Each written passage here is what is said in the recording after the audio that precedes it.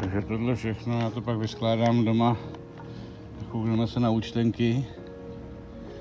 Jsem tady v polabských lékárnách.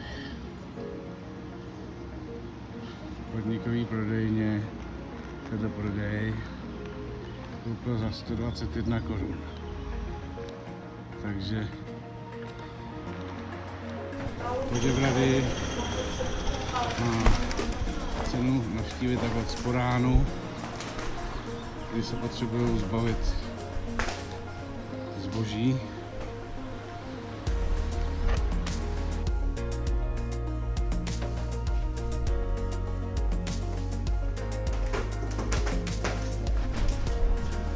Tady přidělali, co? Tak já hledám bar.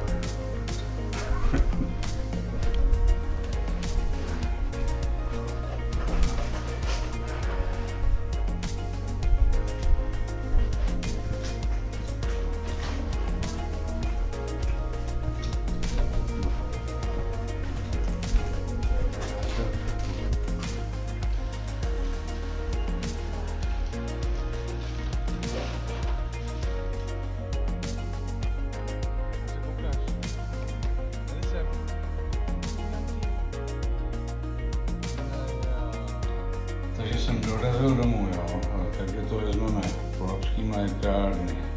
Tvaroh měkký, 3x po 5 koruně. Jo. Mám tady 3 tvarohy měkký. Pak tady vidíte tvaroháček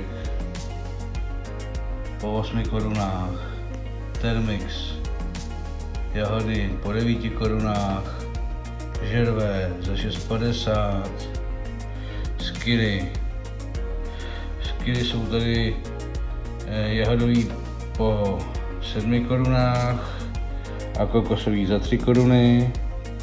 Řecký jogurt je tady za 7 korun a nejdražší jsou tyhle tvarohy a ty jsou za 12,54. Za všechno tohle jsem dal 121 korun.